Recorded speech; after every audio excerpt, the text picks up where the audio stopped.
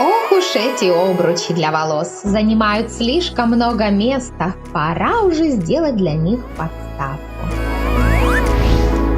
Из плотного картона по шаблону вырезаем букву на выбор, в данном случае А. Две половинки склеиваем в одну для устойчивости конструкции.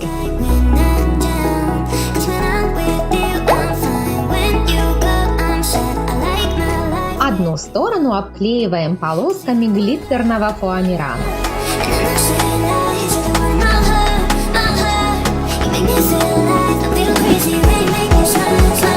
Все лишнее обрезаем.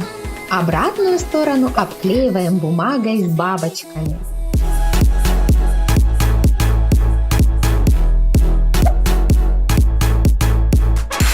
Боковые стороны украшаем полоской из страз.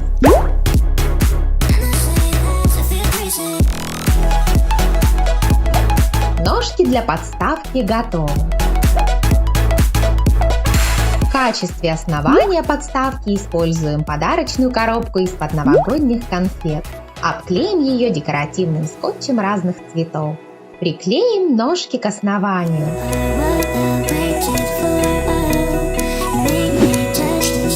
Красивая, а главное удобная подставка для обручей готова. Проблема 10 штук ободков для волос и их нахождение везде решена точно.